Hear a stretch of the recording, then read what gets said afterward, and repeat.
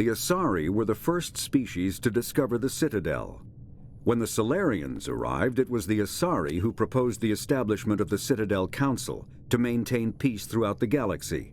Since then, the Asari have served as the mediators and centrists of the Council. An all-female race, the Asari reproduce through a form of parthenogenesis.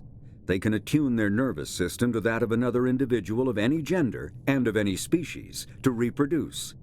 This capability has led to the unseemly and inaccurate rumors about Asari promiscuity. Asari can live for over 1,000 years, passing through 3 stages of life. In the maiden stage, they wander restlessly, seeking new knowledge and experience. When the matron stage begins, they meld with interesting partners to produce their offspring. This ends when they reach the matriarch stage, where they assume the roles of leaders and counselors. The second species to join the Citadel, the Solarians, are warm-blooded amphibians with a hyperactive metabolism. Solarians think fast, talk fast, and move fast. To Solarians, other species seem sluggish and dull-witted. Unfortunately, their metabolic speed leaves them with a relatively short lifespan. Solarians over the age of 40 are a rarity. The Solarians were responsible for advancing the development of the primitive Krogan species to use as soldiers during the Rachni Wars. They were also behind the creation of the genophage bioweapon the Turians used to quell the Krogan rebellions several centuries later. Solarians are known for their observational capability and non-linear thinking. This manifests as an aptitude for research and espionage. They are constantly experimenting and inventing, and it is generally accepted that they always know more than they are letting on. Roughly 1,200 years ago, the Turians were invited to join the Citadel Council to fulfill the role of galactic peacekeepers. The Turians have the largest fleet in Citadel space, and they make up the single largest portion of the Council's military forces. As their territory and influence has spread, the Turians have come to rely on the Solarians for military intelligence and the Asari for diplomacy. Despite a somewhat colonial attitude towards the rest of the galaxy, the ruling hierarchy understands they would lose more than they would gain if the other 2 races were ever removed. Turians come from an autocratic society that values discipline and possesses a strong sense of personal and collective honor. There is lingering animosity between Turians and humans over the First Contact War of 2157, which is known as the Relay 314 incident to the Turians. Officially, however, the 2 species are allies, and they enjoy civil, if cool, diplomatic relations. 50,000 years ago, the Protheans were the only spacefaring species in the galaxy. They vanished in a swift galactic extinction. Only the legacy of their empire remains. They are believed to have built the mass relays and the Citadel, which have allowed numerous species to explore and expand throughout the galaxy. Prothean ruins are found on worlds across the galaxy. While surprisingly intact for their age, functioning examples of Prothean paleotechnology are rare. Time and generations of looters have picked their dead cities and derelict stations clean. Some believe the Protheans meddled in the evolution of younger races. The Hanar homeworld of Kajay, for example, shows clear evidence of former Prothean occupation. The presence of a former Prothean observation post on Mars has caused a rebirth of interventionary evolutionists among humans. These individuals believe the god myths of ancient civilizations are misremembered encounters with aliens.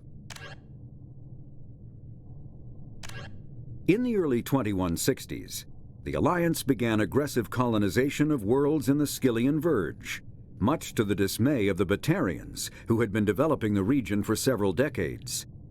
In 2171, the Batarians petitioned the Council to declare the Verge a zone of Batarian interest. The Council refused, however, declaring unsettled worlds in the region open to human colonization. In protest, the Batarians closed their Citadel embassy and severed official diplomatic relations with the Council, effectively becoming a rogue state. They instigated a proxy war in the Verge by funneling money and weapons to criminal organizations, urging them to strike at human colonies.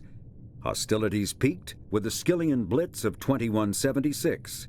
an attack on the human capital of Elysium by Batarian-funded pirates and slavers. In 2178, the Alliance retaliated with a crushing assault on the moon of Torfin, long used as a staging base by Batarian-backed criminals. In the aftermath, the Batarians retreated into their own systems and are now rarely seen in Citadel space. The Elcor are a Citadel species native to the high-gravity world Dakuna. They are massive creatures, standing on 4 muscular legs for increased stability. Elcor move slowly, an evolved response to an environment where a fall can be lethal. This has colored their psychology, making them deliberate and conservative. Elcor speech is ponderous and monotone. Among themselves, scent, slight movements, and subvocalized infrasound convey shades of meaning that make a human smile seem as subtle as a fireworks display. Since their subtlety can lead to misunderstandings with other species, the Elcor often go out of their way to clarify when they are being sarcastic, amused, or angry. Dakuna's high gravity impedes mountain formation. Most of the world consists of flat, open plains, which prehistoric Elcor wandered across in small family bands. Modern Elcor still prefer open sky and can become restless and uncomfortable on long starship journeys. The Geth are a humanoid race of networked AIs. They were created by the Quarians 300 years ago as tools of labor and war. When the Geth showed signs of self-evolution, the Quarians attempted to exterminate them. The Geth won the resulting war. This example has led to legal, systematic repression of artificial intelligences in galactic society. The Geth possess a unique distributed intelligence. An individual has rudimentary animal instincts, but as their numbers and proximity increase, the apparent intelligence of each individual improves. In groups, they can reason, analyze situations, and use tactics, as well as any organic race. Geth space is located at the trailing end of the Perseus Arm, beyond the lawless Terminus systems. The Perseus Veil, an obscuring dark nebula of opaque gas and dust, lies between their space and the Terminus systems.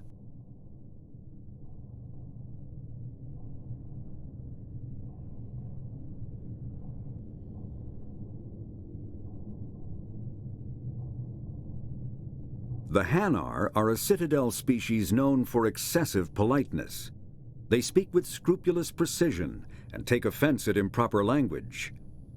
Hanar that expect to deal with other species take special courses to help them unlearn their tendency to take offense at improper speech. All Hanar have 2 names. The face name is known to the world. The soul name is kept for use among close friends and relations. Hanar never refer to themselves in the first person in conversation with someone they know on a face name basis. To do so is considered egotistical, so instead they refer to themselves as this one, or the impersonal it. Their homeworld, Kaje, has 90% ocean cover and orbits an energetic white star, resulting in a permanent blanket of cloud. Due to the presence of Prothean ruins on the world, many Hanar worship them, and Hanar myths often speak of an elder race that civilized them by teaching them language. The Krogan evolved in a hostile and vicious environment. Until the invention of gunpowder weapons, eaten by predators was still the #1 cause of Krogan fatalities. Afterwards, it was death by gunshot. When the Solarians discovered them, the Krogan were a brutal, primitive species, struggling to survive a self-inflicted nuclear winter. The Solarians culturally uplifted them, teaching them to use and build modern technology, so they could serve as soldiers in the Rachni War. Liberated from the harsh conditions of their homeworld, the quick-breeding Krogan experienced an unprecedented population explosion. They began to colonize nearby worlds, even though these worlds were already inhabited. The Krogan rebellions lasted nearly a century, only ending when the Turians unleashed the Genophage, a Solarian-developed bioweapon that crushed all Krogan resistance. The Genophage makes only 1 in 1,000 pregnancies viable, and today the Krogan are a slowly dying breed. Driven from their home system by the Geth nearly 3 centuries ago, most Quarians now live aboard the migrant fleet, a flotilla of 50,000 vessels ranging in size from passenger shuttles to mobile space stations. Home to 17 million Quarians, the flotilla understandably has scarce resources. Because of this, each Quarian must go on a rite of passage known as the pilgrimage when they come of age. They leave the fleet and only return once they have found something of value they can bring back to their people.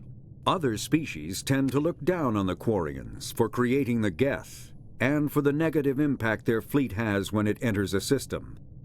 This has led to many myths and rumors about the Quarians, including the belief that underneath their clothes and breathing masks, they are actually cybernetic creatures, a combination of organic and synthetic parts.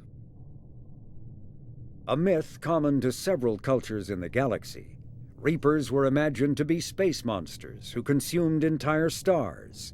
Archaeologists and mythologists attempting to uncover sources for such myths have yielded little, except interstellar religious themes of all-consuming devils common to primitive cultures. The Volus are a member species of the Citadel with their own embassy, but they are also a client race of the Turians. Centuries ago, they were voluntarily absorbed into the hierarchy, effectively trading their mercantile prowess for Turian military protection.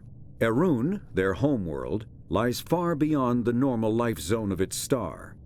However, the world has a high-pressure greenhouse atmosphere that traps enough heat to support an ammonia-based biochemistry.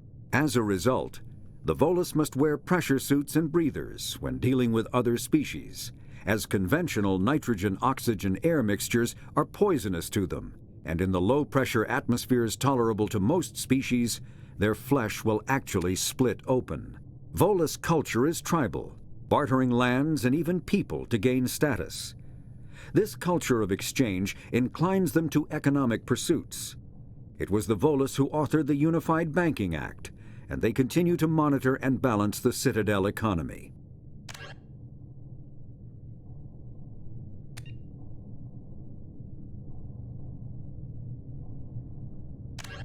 The Citadel is an ancient deep space station, presumably constructed by the Protheans.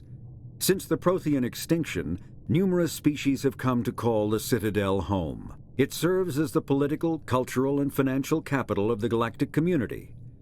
To represent their interests, most species maintain embassies on the Presidium, the Citadel's inner ring.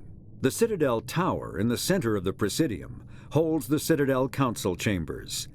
Council affairs often have far-reaching effects on the rest of the galactic community. 5 arms, known as the wards, extend from the Presidium. Their inner surfaces have been built into cities, populated by millions of inhabitants from across the galaxy. The Citadel is virtually indestructible. If attacked, the station can close its arms to form a solid, impregnable shell. For as long as the station has existed, an enigmatic race called the Keepers has maintained it. Spectres are agents from the Office of Special Tactics and Reconnaissance, and answer only to the Citadel Council. They are elite military operatives, granted the authority to deal with threats to peace and stability in whatever way they deem necessary. They operate independently or in groups of 2 or 3. Some are empathetic peacekeepers, resolving disputes through diplomacy. Others are cold-blooded assassins, ruthlessly dispatching problem individuals. All get the job done one way or another, often operating outside the bounds of galactic law. The Spectres were founded after the Solarians joined the Council. For many years they operated in secrecy as backroom problem solvers. Only after the Krogan rebellions did their activities become publicized. Assignment of a Spectre is less contentious than a military deployment, but makes it clear that the Council is concerned about a situation.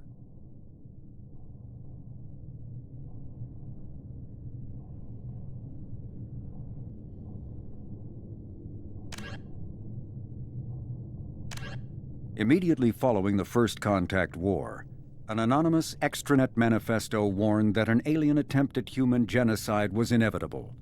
The manifesto called for an army, a Cerberus, to guard against invasion through the Charon Relay. Derided as survivalist rhetoric written by an elusive man, the manifesto and its anonymous author soon fell off the media radar. But in 2165, terrorists stole antimatter from the SSV Geneva.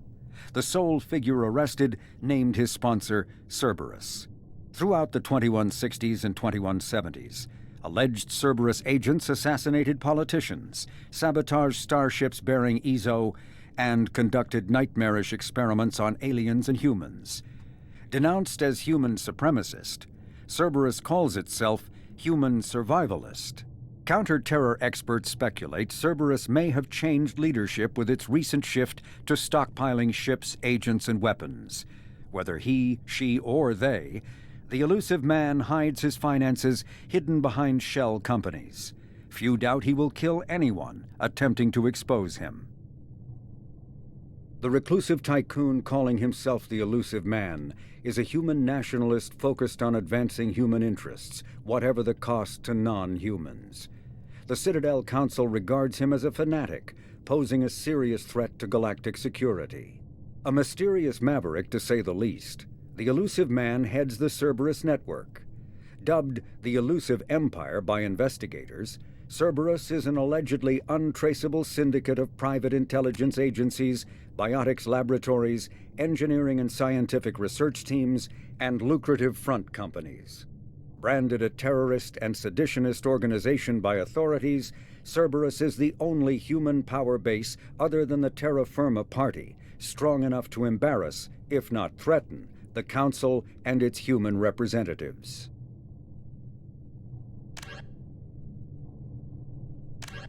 Freedom's Progress colony was once a typical Alliance settlement, but following complete communications blackout and its apparent destruction, is now a lightning rod for anxiety and dread in the galactic human community. The communications blackout followed an upgrade of the colony's small military force, supplemented by mechs and security drones, with high-powered, tower-mounted Guardian lasers. Colonists complained about construction cost overruns, delays, noise, and damage to the local environment.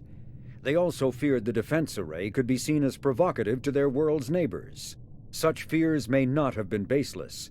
Authorities have still offered no explanation for the communications blackout, fueling rumors of plagues, natural disasters, or a cult-inspired mass suicide. Located in strategically insignificant space, Freedom's Progress colony had once offered residents spectacular rainbows, lush marshlands, and stunning mountain ranges. Its potential as an agricultural settlement and tourism wonderland rivaled that of any Alliance colony.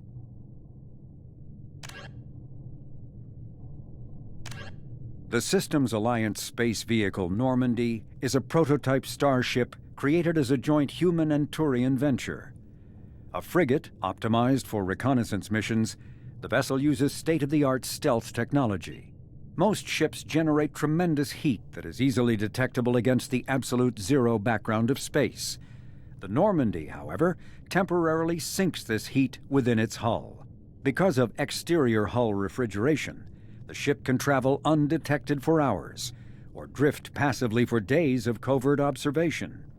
That heat sinking carries the risk of cooking the crew alive if the stored heat is not eventually radiated. Also contributing to stealth is the Normandy's revolutionary Tantalus drive, a mass effect core double the standard size. The Tantalus generates mass concentrations that the Normandy falls into, allowing it to move without the use of heat-emitting thrusters.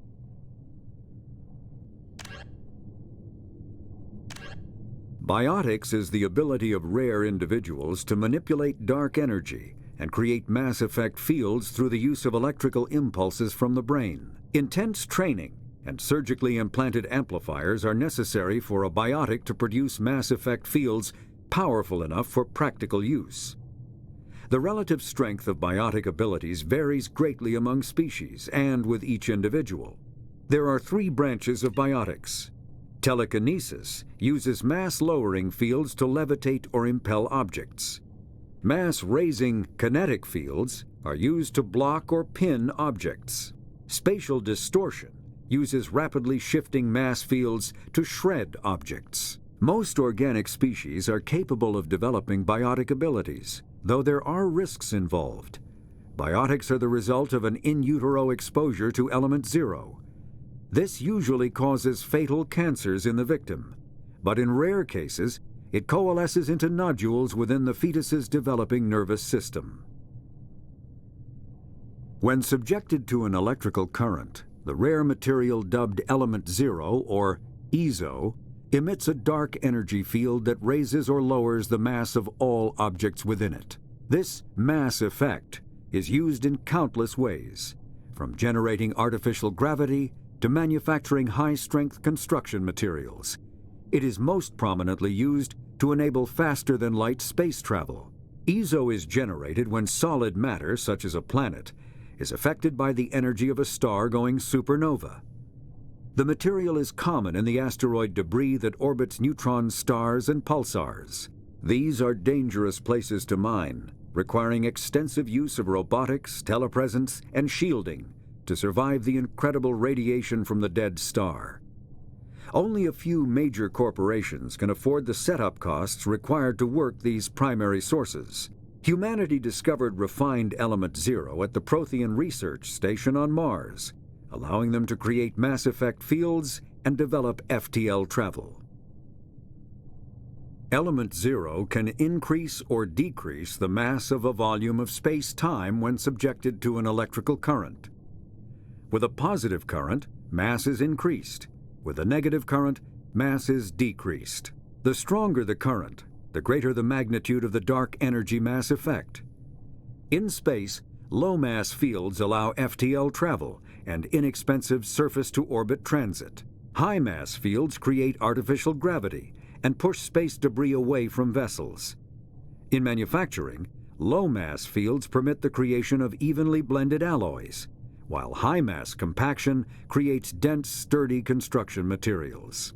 The military makes extensive use of mobility-enhancing technologies, with mass effect utilizing fighting vehicles standard frontline issue in most military forces. Mass effect fields are also essential in the creation of kinetic barriers or shields to protect against enemy fire. Mass relays are feats of Prothean engineering advanced far beyond the technology of any living species. They are enormous structures scattered throughout the stars and can create corridors of virtually mass-free space, allowing instantaneous transit between locations separated by years or even centuries of travel using conventional FTL drives. Primary mass relays can propel ships thousands of light years, often from one spiral arm of the galaxy to another. However, they have fixed one-to-one connections. A primary relay connects to one other primary relay and nowhere else. Secondary relays can only propel ships across a few hundred light years. However, they are omnidirectional.